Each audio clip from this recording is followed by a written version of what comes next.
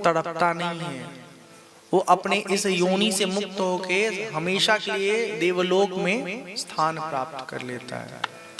ठीक है, तो ऐसा नहीं सोचिएगा कि भगवान तो कितने हिंसक थे, बताओ निरीह प्राणियों को मारते थे ये भगवान, तो ऐसा नहीं सोचिएगा। ठीक है, भगवान मारते नहीं थे बल्कि उनको उस योनि से छुटकारा दिलाते थे।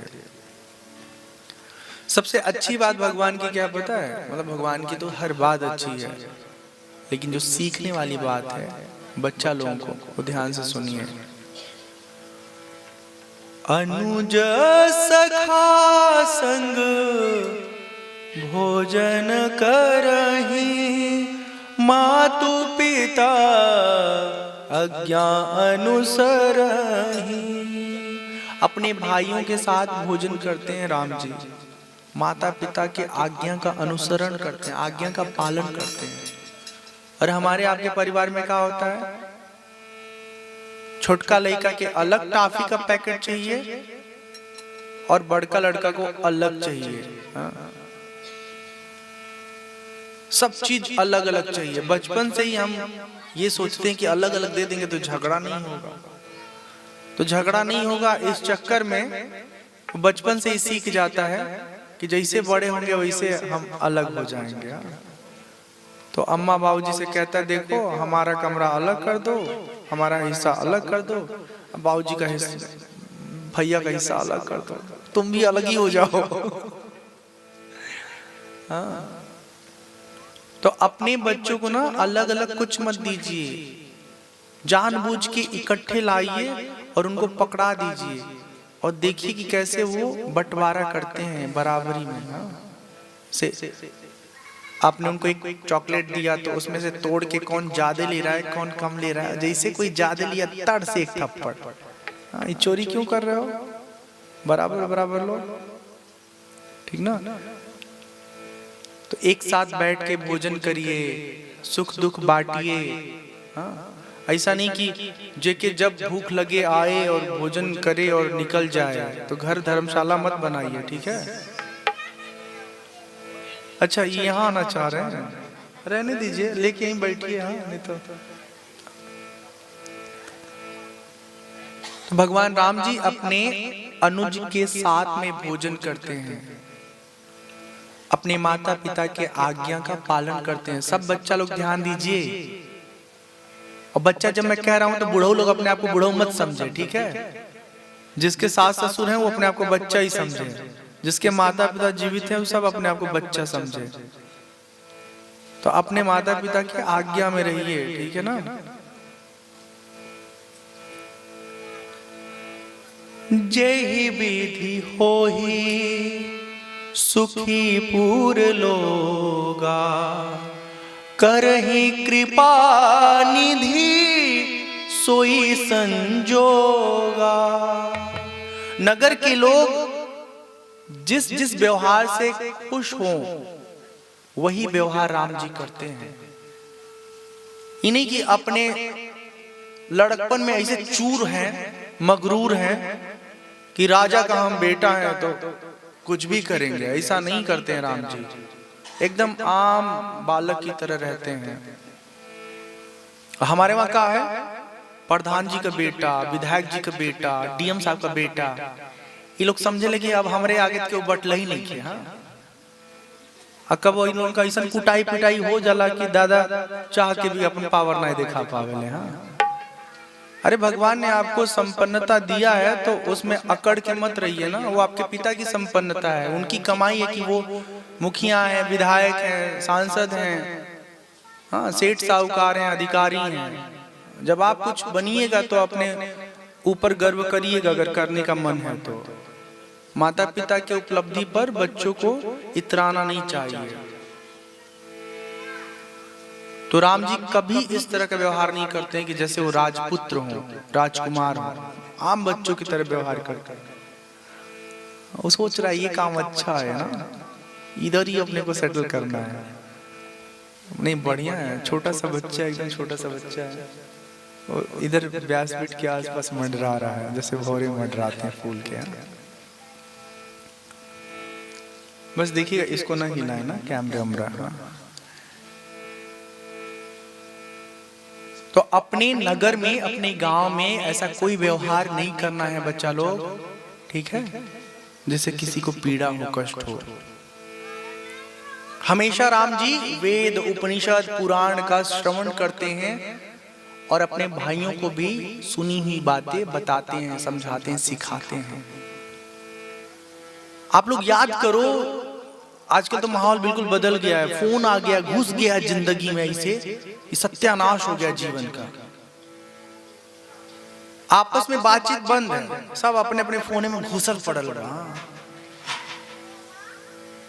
पहले का जमाना था, हमको याद है, हम जब ननिहाल जाते थे, नानी एकदम अपने पास में हमको सुलाती थी, दूसरी तरफ हमारे मामा की बेटी सोई हुई होती थी, और जब तक नींद ना आए तब तक कोई न कोई कहानी, स्टोरी सुनाती रहती थी, और सुनते सुनते कब सो जाते थे पता नहीं चलता था। बहुत कुछ सीखने को मिलता है उस प्रक्रिया में। लेकिन अब का हाल बा, अब जैसे लड़का रोआ था वैसे माई दादा, ला बाबू खेल ला, अब बाबू फिर ऐसा एडिक्ट हो जाते हैं मोबाइल से, ये भर जवानी पूरा पढ़ाई मोबाइल एक साथ अपना उनका लगा रहता है। ऐसा नहीं करिए, ठीक है। जब तक लड़के 12वीं पास ना हो तब तक उनको पर्सनल फोन देने की बिल्कुल जरूरत नहीं है। हम इस बात के बिल्कुल कट्टर समर्थक हैं। और नहीं तो बिगाड़े वाले का लोग कहते दा मोबाइल क्या करेगा, फोन दीजिए, लेकिन ऑब्जर्व करिए, हाँ, ये फोन कितना घंटा उनके उपयोग के लिए है और कितना घंटा उस फोन का वो दुरुपयोग कर रहे हैं। आय सुमांगी करहि पूर काजा, देखी चरित हर्षई मन राजा। बजौले की जरूरत नहीं रहे, क्या बजौला, उल्टा टांग देता है, खाली हारमोनियम बाजेगा कथा प्रवचन के बीच में, ठीक है। तो आयस मांगी करहीं पुर काजा, आज्ञा मांग करके राम जी हर कार्य करते हैं, अपने मन माने ढंग से कुछ नहीं करते हैं। याद रखिए, कितनी भी शक्ति आपके भीतर हो, यदि आपके घर में अभिभावक हैं तो उनसे हर कार्य को करने से पहले सलाह लीजिए, आज्ञा लीजिए, तब कार्य को अंजाम दीजिए। प्रातः काल उठ के रघुनाथा, मातु पिता गुरु नामहि माथा। हर दिन भगवान राम अपने माता पिता गुरुजन को प्रणाम करते हैं। अब आजकल का क्या हाल है बताइए, दिल पे हाथ रख के कहिए हमारा बच्चा हमको कितना प्रणाम करता है, शर्म आती है। हाँ, क्योंकि प्रणाम करने जैसा गिरा हुआ काम कुछ है ही नहीं। जाके ऑफिस में जो बॉस है ना, मजदूरी का पैसा देता है, उसको भी मक्खन लगाते हैं, बस नमस्ते नमस्ते नमस्ते नमस्ते, दिन में 20 बार नमस्ते करेंगे। और जो जन्म दिया है, जो पाल पोस के बड़ा किया है, हाँ, जो हर सुख दुख का साथी है माता पिता, उनको प्रणाम तो छोड़ो, आदर भी देना भूल जाते हैं आजकल। एक बात हम कान खोल के सुन लीजिए आप लोग, हम भी सुन रहे हैं,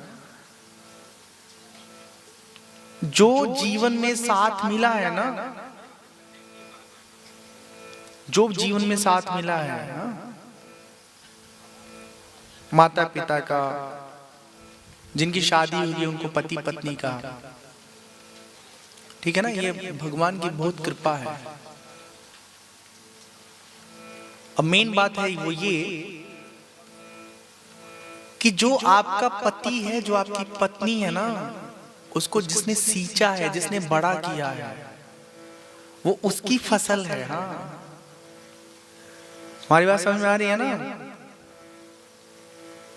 तो जिसकी फसल है, उस फसल पर उस मालिक का हक है ना, है कि नहीं है?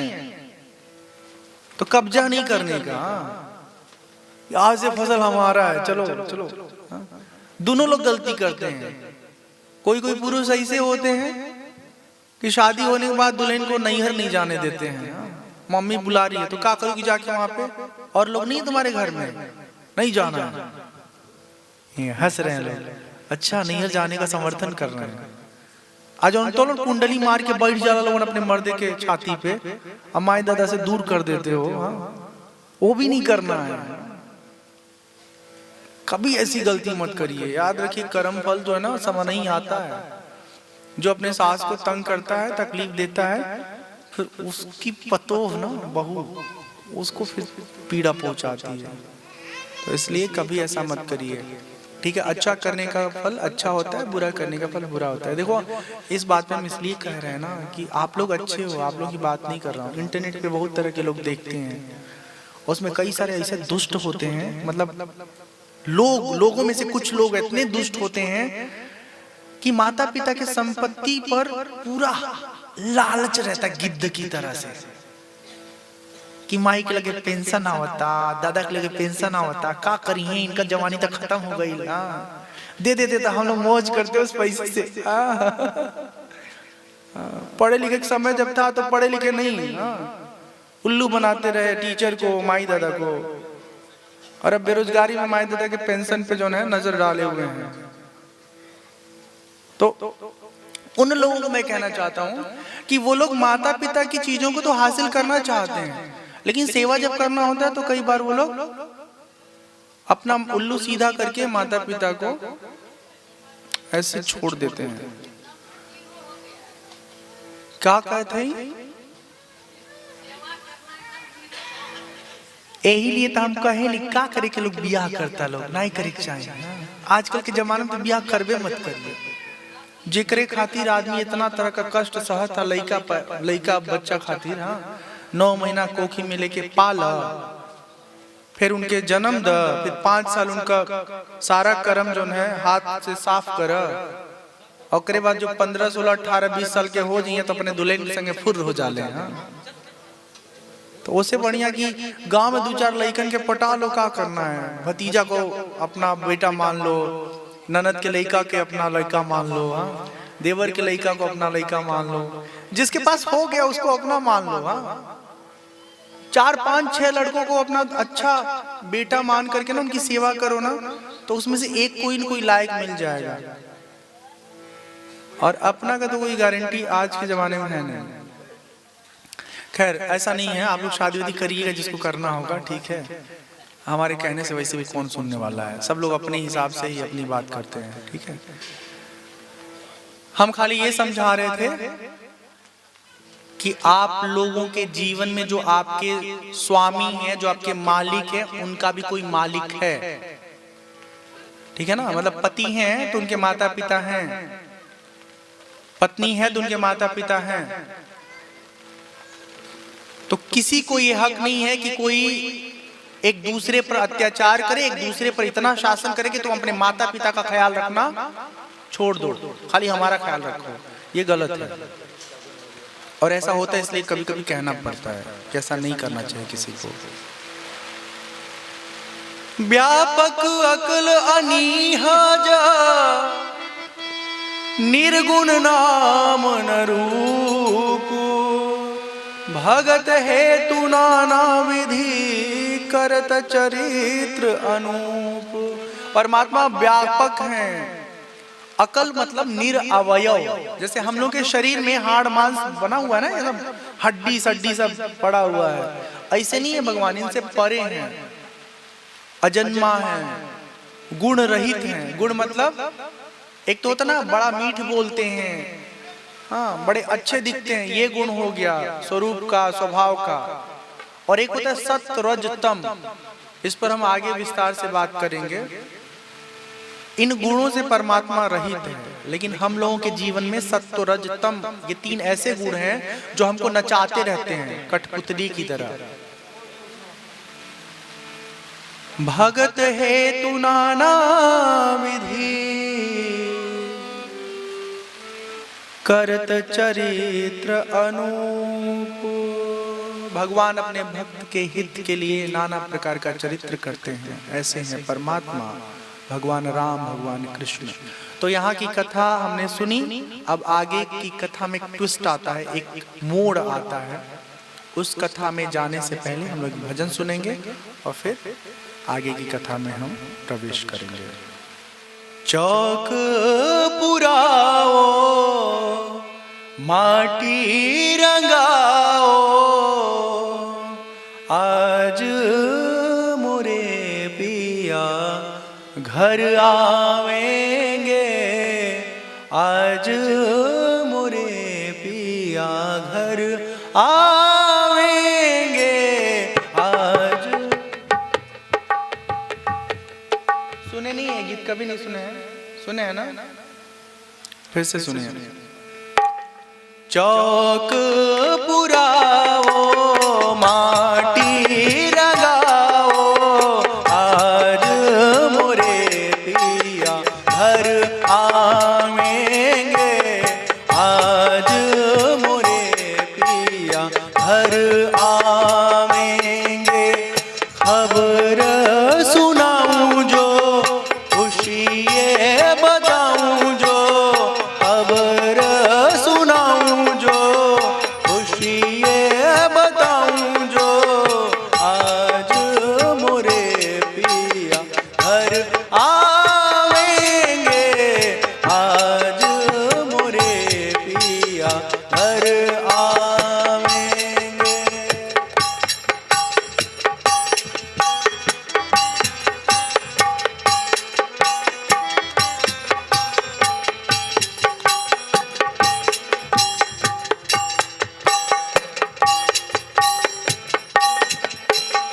तेरी सखी मंगल गाओरी, धरती अमर सजाओरी, उतरेगी आज मेरे पी की सवारी।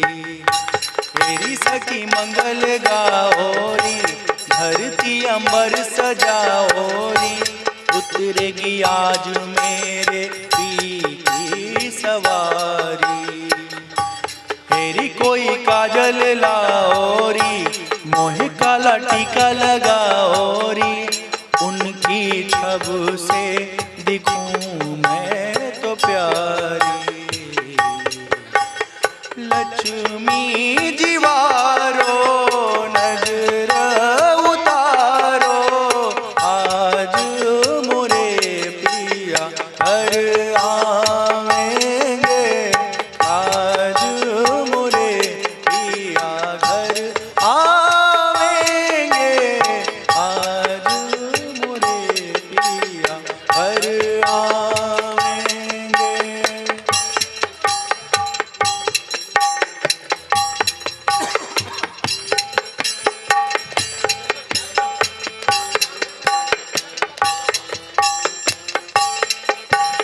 रंगों से रंग मिले, नए नए ढंग खिले, रंगों से रंग मिले, नए नए ढंग खिले, खुशी आज द्वारे मेरे डाले है डेरा, खुशी आज द्वारे मेरे डाले है डेरा। पीहू पीहू पपीहा रटे, कुहू कुहू कोयल जपे, आंगन आंगन है परियों ने घेरा, आंगन आंगन है परियों ने घेरा। अनहद नाद बजाओ रे सब मिल, अनहद नाद बजाओ रे सब मिल, आज मोरे पिया घर आवेंगे, आज मोरे पिया घर आवेंगे। चौक पुराओ माटी रंगाओ, आज मोरे पिया घर आवेंगे, आज मोरे पिया घर आवेंगे।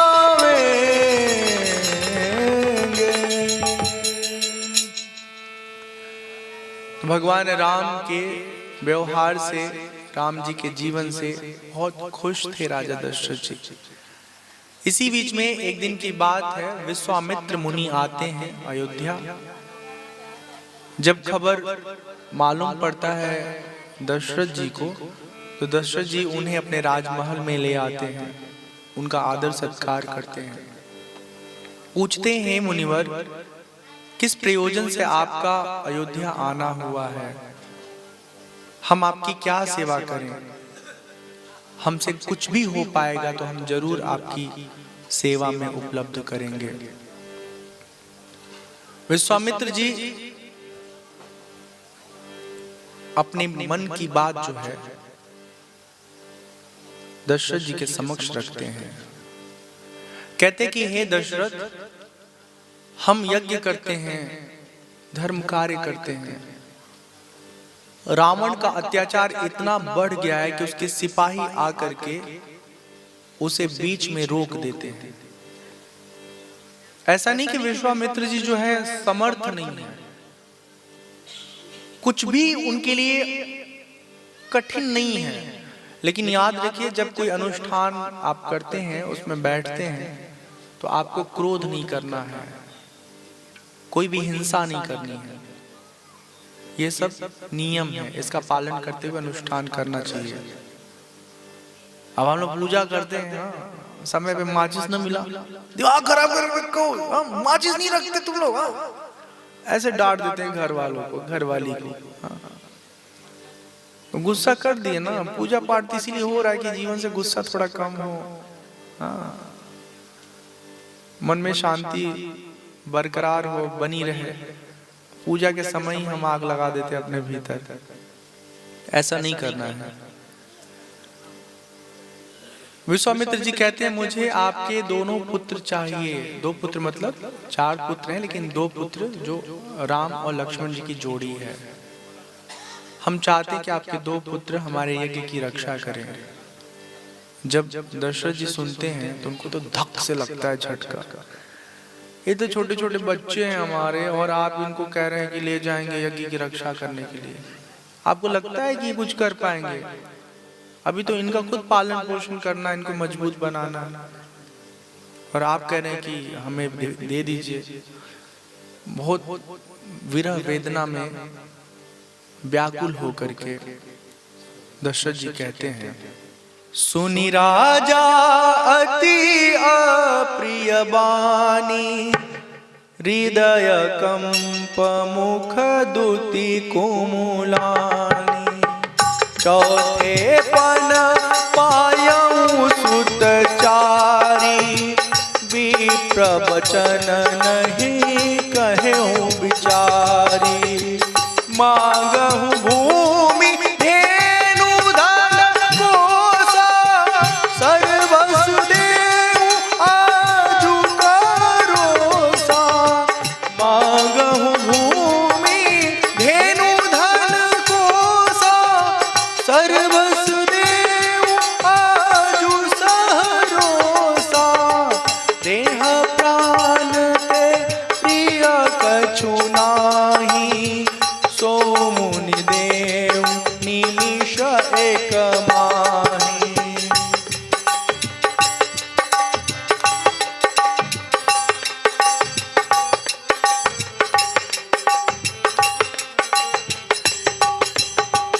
सब सुत प्रिय मोहि प्राण की नाई, राम देत नहीं बनाई गोसाई। कहनी सिचर अति घोर कठोरा, कह सुंदर सुत परम किशोरा।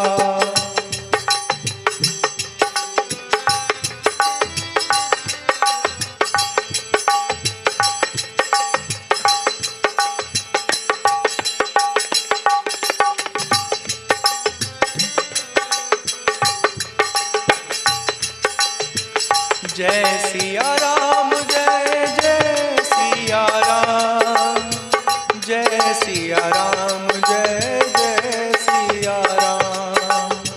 जय सिया राम, जय जय सिया राम, जय सिया राम, जय जय सिया राम।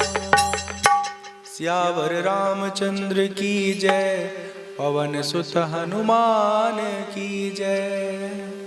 राजा दशरथ जी कहते हैं कि हे मुनिवर, चौथे पन में हमको पुत्र मिला है और आप अब सोचे विचारे भी नहीं, जो हमें प्राणों से भी प्रिय हैं आप वही चीज हमसे मांग रहे हैं। आप हमसे देह मांग लीजिए, हमारा प्राण मांग लीजिए, हमारे राज्य की संपत्ति मांग लीजिए, जो भी मांगना है मांग लीजिए, पर हमारे पुत्र मत मांगिए। और पुत्रों में भी राम, भगवान के बारे में राजा दशरथ जी स्वयं कहते हैं कि प्रिय तो मुझे सब बच्चे हैं, लेकिन राम जो है ना, राम को देना मेरे लिए बहुत मुश्किल है, और दूसरे को तो आप चाहते नहीं हैं, तो ये मत मांगिए। वशिष्ठ जी, भैया कहाँ छोड़ दिया ला यार, नहीं छोड़ते ना, आपको समझा चुके हैं। तो वशिष्ठ जी जो है दशरथ जी को किनारे ले जाकर के समझाते हैं, ये दशरथ, ये जो विश्वामित्र आपके बच्चों को मांगने आए हैं ना, आप बेफिक्र होकर के, निश्चिंत होकर के उन्हें सुपुर्द कर दो, सौंप दो, वो तुम्हें कोई तकलीफ नहीं होने देंगे। इतना ही नहीं बल्कि बहुत अच्छा होने वाला है, ठीक है, वो अच्छे के लिए आए हैं। अपने गुरु के वचनों में बहुत भरोसा रखते हैं राजा दशरथ जी। तो वो अपने पुत्रों को, राम लक्ष्मण जी को, वशिष्ठ जी के कहने पर विश्वामित्र जी को सौंप देते हैं। जब सौंप देते हैं तो बहुत खुश होकर के, प्रसन्न होकर के विश्वामित्र जी राम लक्ष्मण जी को लेकर अपनी कुटी की तरफ प्रस्थान करते हैं। रास्ते में भेंट होता है असुरों से। भगवान राम को विश्वामित्र पहचान कराते कि यही सब दुष्ट हैं जो हमारे कर्म को, हमारे यज्ञ को बार बार बाधा डाल करके रोकने की कोशिश करते हैं। एक ही बाण प्राण हरि लीन्ही, दीन जानी तेहि निज पद दीन्ही, चले जात मुनि दीन ही देखाई, सुनी ताड़का क्रोध करि धाई। जब विश्वामित्र जी अपने कुटी की तरफ जा रहे थे तो उसी दौरान ताड़का क्रोधित होकर के ना आती है और पहले जैसा अत्याचार करने की कोशिश करती है। भगवान राम को विश्वामित्र जी पहचान करा देते कि यही दुष्ट है, इसी से पीछा छुड़ा दीजिए, हमारी मतलब इसे मुक्त कर दीजिए। तो एक बाण भगवान अपने धनुष पर चढ़ा करके ताड़का का वध कर देते हैं और उसको अपना धाम दे देते हैं। तब ऋषि निज नाथ ही जिया चिन्हा, विद्या निधि कहु विद्या दीन्हा। विश्वामित्र जी विद्या निधि, जो विद्या के सागर हैं, साक्षात वेद स्वरूप परमात्मा है, ज्ञान स्वरूप है, उन्हें एक सिद्धि देते हैं जिससे मंत्र के प्रभाव से क्षुधा पिपासा भूख प्यास नहीं लगता है। राम जी कहते हैं, हे मुनिवर, आप प्रातः काल निश्चिंत होकर के यज्ञ अनुष्ठान करिए। आपके यज्ञ में कोई बाधा उत्पन्न करने आएगा तो हम उसका सामना करेंगे और आपको कोई कष्ट नहीं होने देंगे। प्रात कहा मुनि सन रघुराई, निर्भय यज्ञ करहु तुम जाई। हे मुनि, आप निर्भय होकर के यज्ञ करिए, हम आपके यज्ञ की रक्षा करेंगे।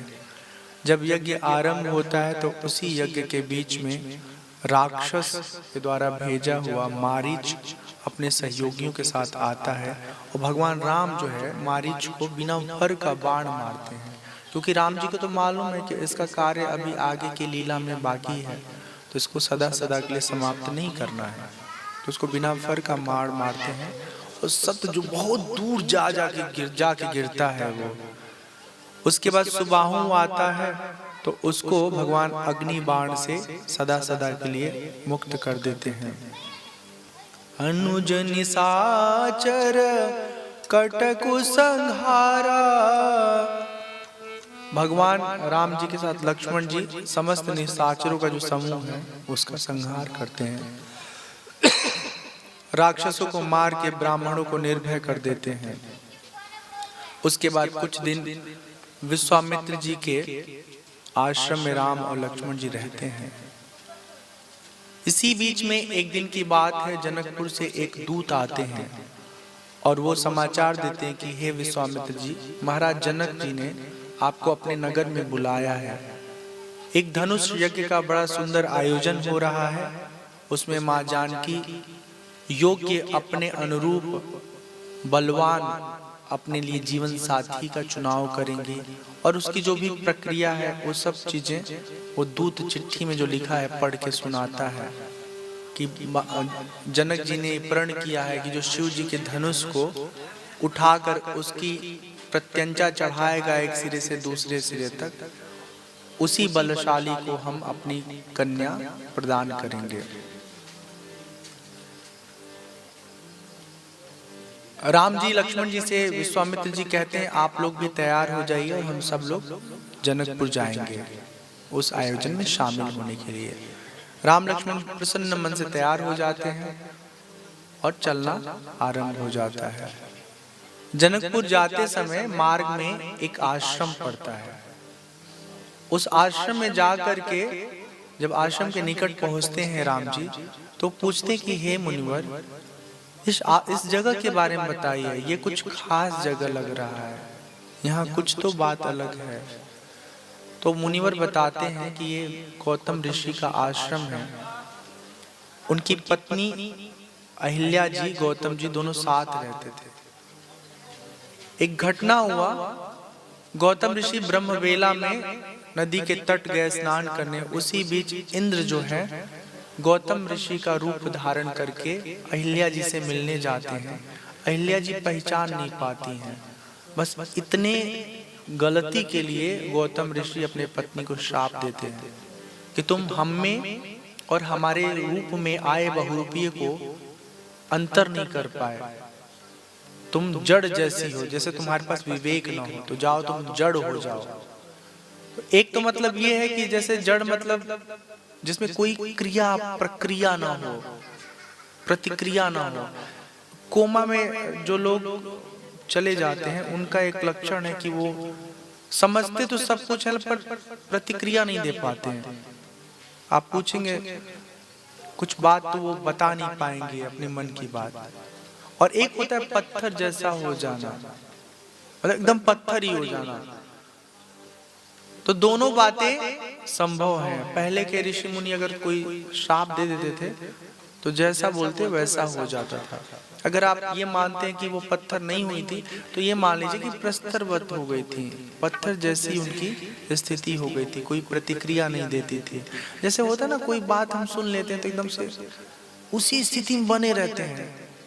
जैसे फिल्मों में देखा है, फिल्म का उदाहरण देना ठीक नहीं है, लेकिन ऐसा नहीं होता है कि एक सीन है जिसमें बड़ी दर्दनाक स्थिति में कोई हादसा घटता है, उसी हालत में आधी फिल्म उस किरदार की खत्म हो जाती है, फिर एक झटका लगता है और एकदम से उसको याददाश्त आ जाता है, मेरा बेटा आएगा, बदला लेगा, तुम्हें तिल तिल के मारेगा। उसका बेटा आ जाता है और फिर खूब कुटाई पिटाई करता है। समझाने के लिए बता रहा हूँ, ठीक है। तो अहिल्या जी जो है प्रस्तरवत हो गई थी। राम जी जब पूरी बात जानते हैं तो विश्वामित्र जी कहते हैं, हे राम, आप इन्हें मुक्त करिए, आप ही के इंतजार में ये आज तक बैठी हुई हैं, क्योंकि इनके पति ने श्राप देते समय कहा था कि जब राम के चरणों की धूली तुम्हें स्पर्श प्राप्त होगी, राम जी के चरणों की धूली की स्पर्श प्राप्त होगी, तब तुम इस श्राप से मुक्त हो जाओगी। गौतम नारी शाप बसा, उपल देह धरि धीर, चरण कमल रज चाहती, कृपा करहु रघुबीर। हे रघुबीर, आपके चरण कमलों की रज चाहती हैं कहिल्या, इनका उद्धार करिए, इन पर कृपा करिए। भगवान राम इतने नियम निष्ठ हैं कि उन्होंने आज तक किसी का स्पर्श तक नहीं किया था पराई स्त्री का। माता, छोटी माँ, इन्हीं लोगों के बीच में वो रह रहे हैं। बहुत शुद्ध उनका मन है राम जी का। विश्वामित्र जी कहते हैं आप संकोच नहीं करिए, आप अपने भक्तों के हित के लिए, उनको तारने के लिए तो अवतार लिए हैं, तो इन्हें भी मुक्त करिए। पर सत पद पावन शोक न सावन, प्रगट भई तप पुंज सही, देखत रघुनायक जन सुखदायक, सन्मुख होई कर जोरी रही, अति प्रेम अधीरा पुलक शरीरा, मुख नहीं आवहि बचन कहीं, अतिशय बड़ भागी चरण लागी, जुगल नयन जलधार बही।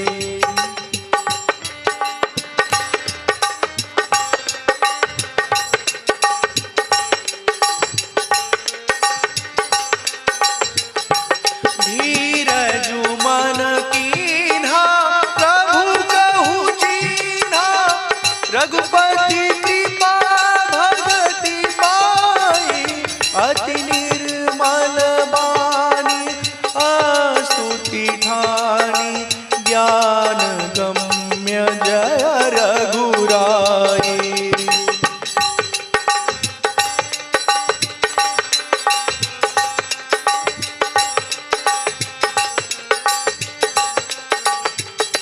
मैं नारी अपावन प्रभु जग पावन, रावण रिपु जन सुखदाई, राजीव बिलोचन भव भय मोचन, पाहि पाहि शरण आए।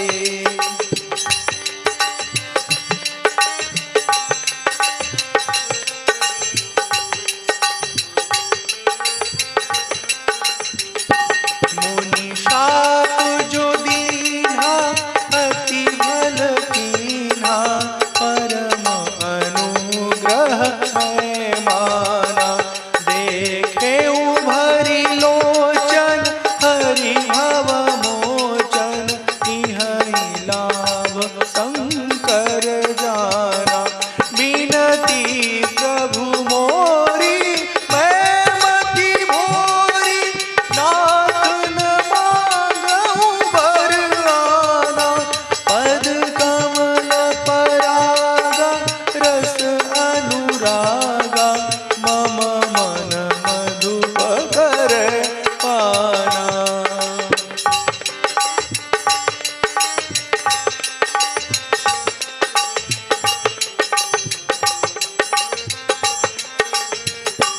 जेहि पद सुर सरिता परम पुनीता, प्रगट भई शिव शीश धरी, सोई पद पंकज जेहि पूजत अज मम, सिर धरेउ कृपाल हरि।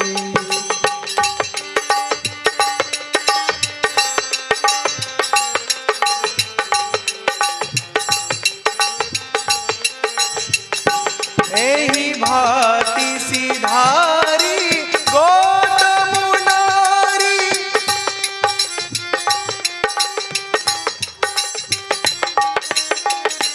एहि भांति सिधारी गौतम नारी, बार बार हरि चरण परी, जो अति मन भावा सो बरु पावा, गयपति लोकानंद भरी।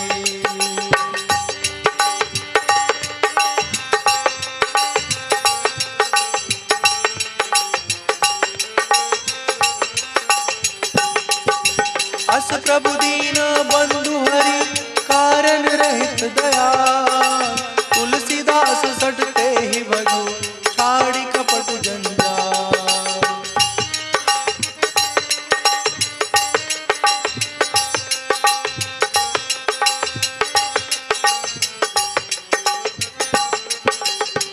जय सिया राम जय जय सिया राम, जय सिया राम जय जय सिया राम, जय सिया राम जय जय सिया राम, जय सिया राम जय जय सिया राम, जय सिया राम जय जय सिया राम, जय सिया राम जय जय सिया राम। सियावर रामचंद्र की जय, पवन सुत हनुमान की जय, बोलो भाई सब संतन की जय, उमापति महादेव की जय। जय जय सीताराम, जय जय राधे श्याम।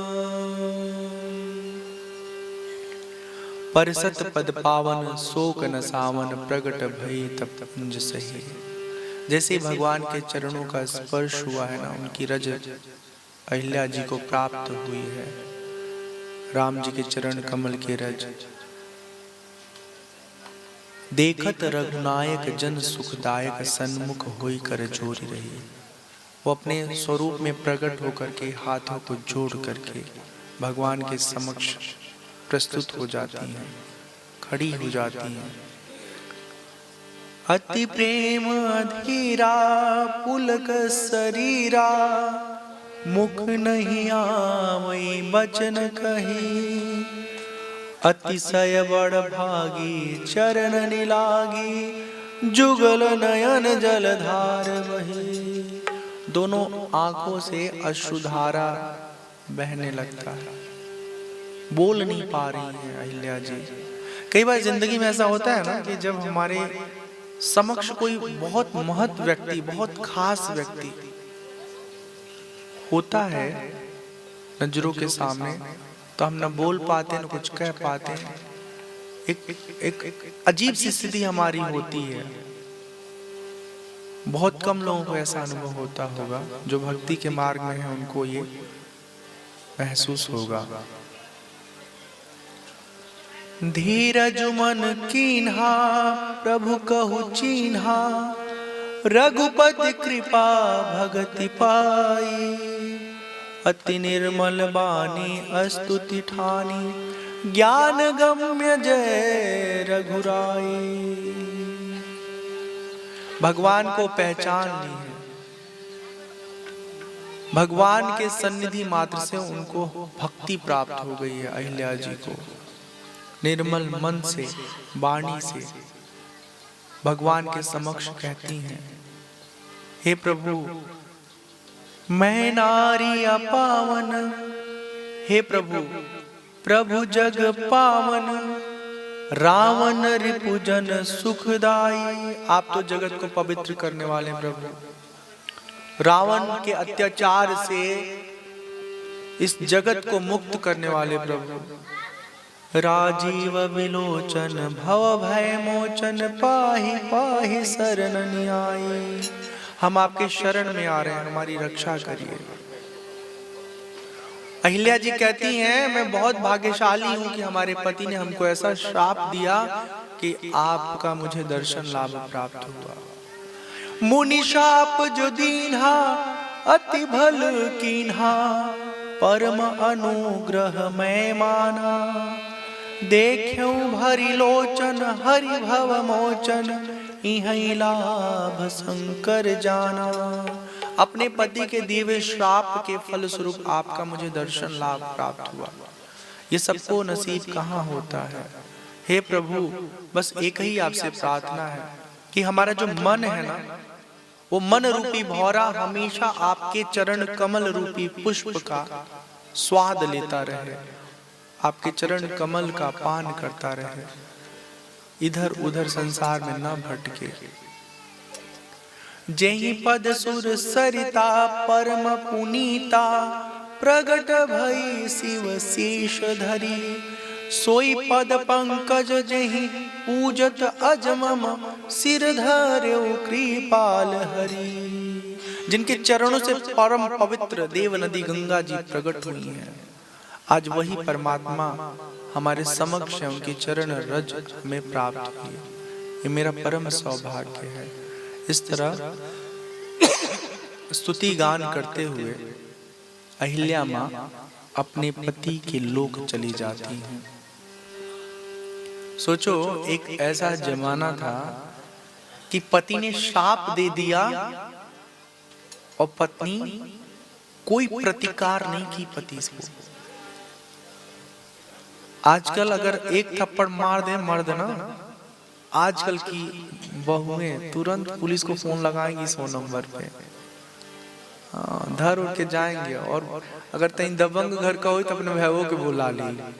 और सही बता रहे हैं, कई जगह हमने एकदम सच्ची बात बता रहे हैं। जब पत्नी के ऊपर कई बार कुछ लोग होते हैं दुष्ट पुरुष, अपनी ताकत दिखाते हैं, और उसमें कोई थोड़ी ठीक ठाक घर की होती है ना, तो भाई आता है वहीं ससुरालियों में कूटता है। और फिर सब जो है इज्जत जो है पानी पानी हो जाता है। मैं दो बातें कहना चाहता हूँ। देखिए, गृहस्थ जीवन में पति है पत्नी है, दोनों अलग अलग पृष्ठभूमि के होते हैं ना। एक की परवरिश अलग तरह के परिवार में हुई है, दूसरे की अलग तरह परिवार में हुई है। तो 100% एकदम एक जैसा मर्द मेहरारू मिले और फिर वो पति पत्नी बने, तो बहुत मुश्किल वाली बात है। भगवान क्यों के नसीब में लिखल हो के एकदम भाई बहन होके पति पत्नी, मतलब मेरी बात समझ रहे हो? एक दूसरे को अच्छे से समझे, भाई बहन एक दूसरे को अच्छे से समझते हैं, उस संदर्भ में हम कह रहे थे। लेकिन दोनों का अलग अलग घर है, अलग अलग गांव है, अलग अलग पृष्ठभूमि है।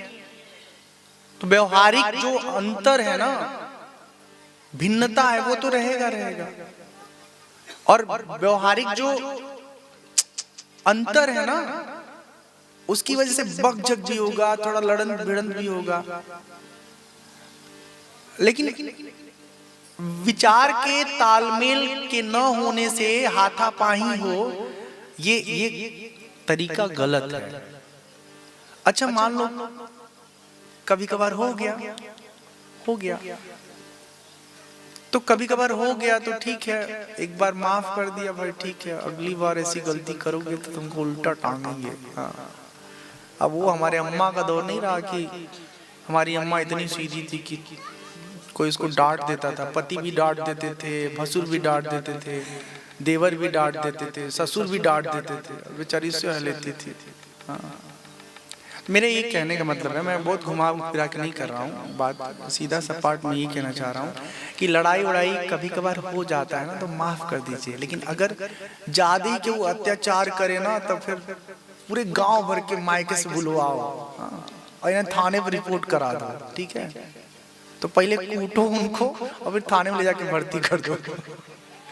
हाँ, मैं मजाक नहीं कर रहा हूँ, सच्ची कर रहा हूँ। ये क्या मतलब है? आप बेवजह अपने घरवाली पे ही अत्याचार करोगे तो हम महिलाओं को भड़का नहीं रहे इस गांव में। हाँ, नहीं तो लोग कहेंगे बाबा मेरे पतोई के बिगाड़ दिए। ऐसा कुछ नहीं है। लेकिन आप सोचो ना, कितना कुछ करती हैं ये बेटियां आपके घर में आके।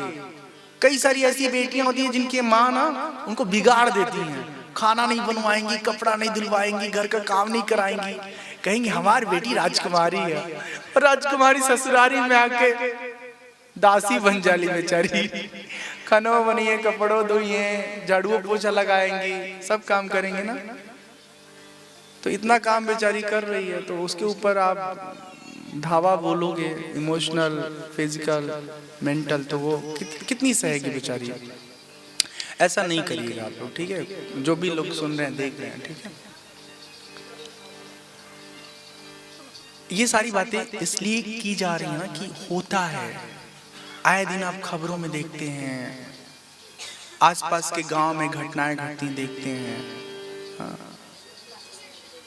दहेज के लोभ में कुछ घटनाएं घटती रहती हैं। तो ऐसा नहीं। हम ये बताना चाह रहे थे कि देखो, अहिल्या जी कोई कंप्लेन नहीं अपने पति से, कितनी अच्छी पत्नी है। लेकिन उस जमाने में था ऐसा बात, अब नहीं ऐसा है। तो अब अगर कोई सोचे कि हमको ऐसी पत्नी मिले कि कोई कंप्लेने ना करे, ऐसा नहीं होने वाला है। शादी का मतलब एक दूसरे से थोड़ा बहुत कंप्लेन रहेगा ही रहेगा। ये बात मान के शादी करिएगा तो सुखी रहिएगा। और दोनों इस मामले में शातिर होने चाहिए कि कंप्लेन सुने और पूरा भी करे, ना पूरा हो तो अनसुना कर दे। हाँ, नहीं तो क्यों कंप्लेन कर रहे हो, नहीं करना है, वो कहेंगे करना है, वो कहेंगे करना है, तो फिर इसी में लड़ाई झगड़ा होता रहेगा। ठीक है, तो अहिल्या जी अपने पति के लोग चली जाती हैं।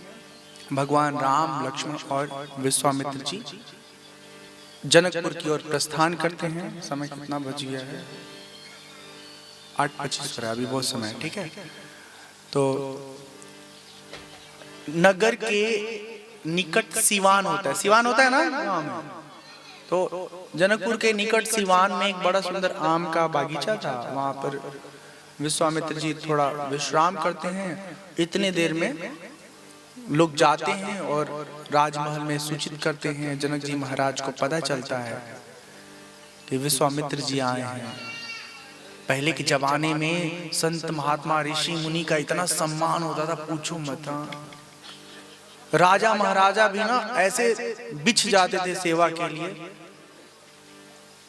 कि अब बहुत सारी बातें अगर सुनो, बताओ, विचार करो तो आज के समय में बहुत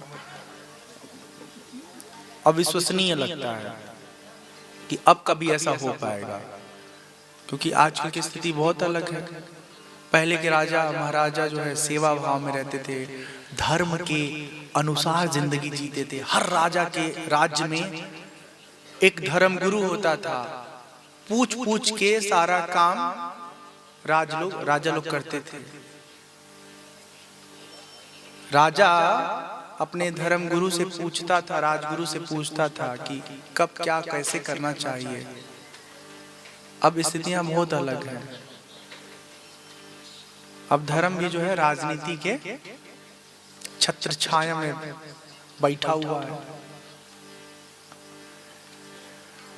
तो खैर, जनक जी अपने सभी प्रमुख लोगों के साथ आते हैं और वशिष्ठ जी का स्वागत करते हैं।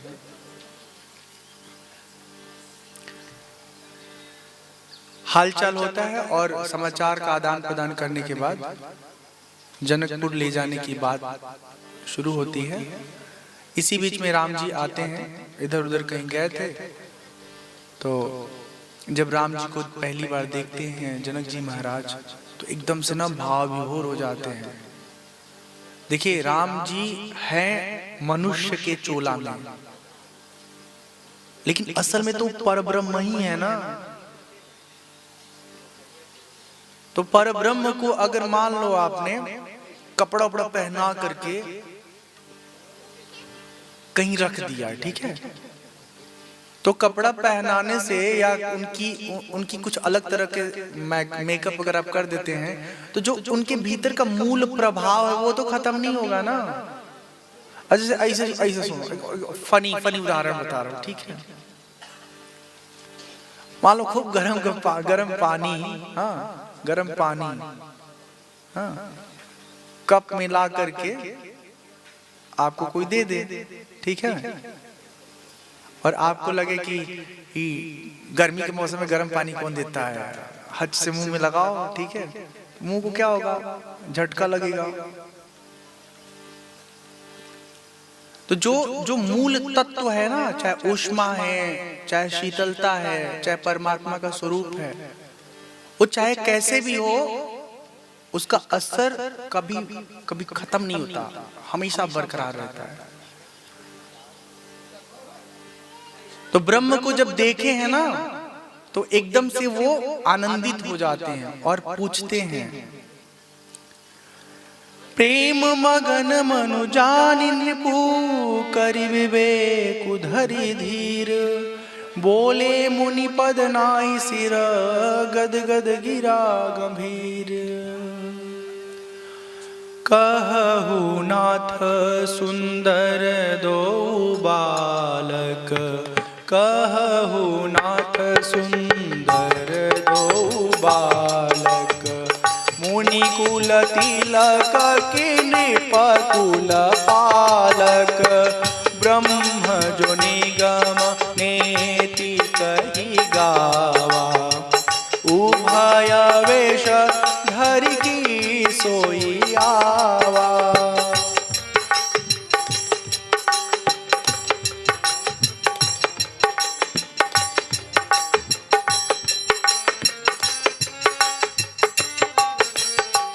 सहज विराग रूप मनु मोरा, थकित होत जिमि चंद चकोरा।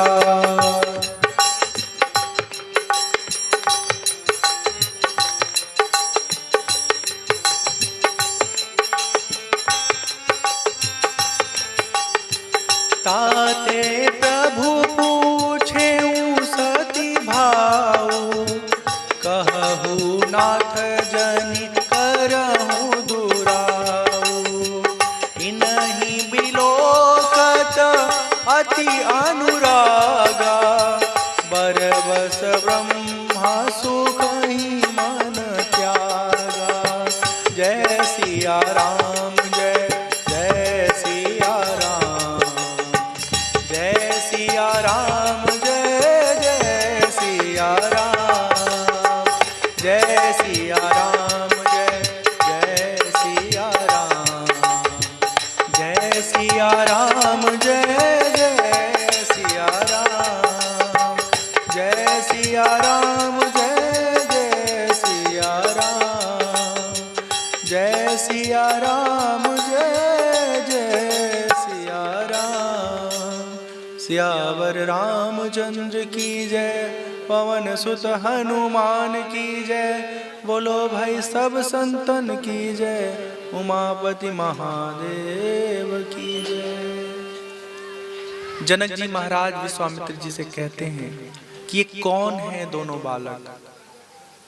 हमारा मन हमेशा ब्रह्म सुख में डूबा रहता है, परम विरक्त ब्रह्म ज्ञानी है जनक जी महाराज। इनको विदेह राजा कहते हैं। विदेह राज उसको कहा जाता है जो देह में रहते हुए भी देहातीत के अनुभव से युक्त है, देह के प्रभाव से वो परे है।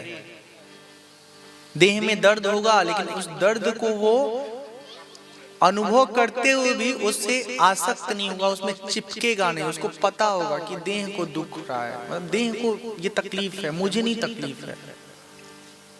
तो ऐसी स्थिति है जनक जी महाराज की। कहते मेरा मन हमेशा वैराग्य के भाव में बरकरार रहता है, बना रहता है, लेकिन इनको देख करके ऐसा लग रहा है कि ये साक्षात परब्रह्म है। कौन है ये? विश्वामित्र जी बताने जा रहे थे क्या, ध्यान से सुनिए। ये वो लोग हैं कि समस्त प्राणी को हमेशा प्रिय लगते हैं। राम जी मुस्कुराते हैं और कहते हैं इशारे इशारे में कि हमारा भेद खोलने की जरूरत नहीं है, हाँ हमें नहीं बताना कि हम कौन हैं, तो कृपा करके मत बताइए हम कौन हैं। बात पलट देते हैं, कहते हैं कि ये राजा दशरथ के पुत्र हैं राम और लक्ष्मण। हमारे यज्ञ की रक्षा के लिए दशरथ जी ने हमारे पास इन्हें दिया है। तो यहाँ से जब हमें आमंत्रण मिला तो हमने कहा चलो बच्चों आप भी घूमाओ, हम इन्हें लेके चले आए। जनक जी महाराज विश्वामित्र जी को, राम जी को, लक्ष्मण जी को लेकर के जनकपुर जाते हैं और बहुत सुंदर सा एक भवन है जिसमें रहने का सारा प्रबंध कर देते हैं। जब रहने का व्यवस्था हो जाता है उसके बाद आराम आदि करने के बाद शाम को संध्या काल में लक्ष्मण का मन होता है कि नगर देखा जाए।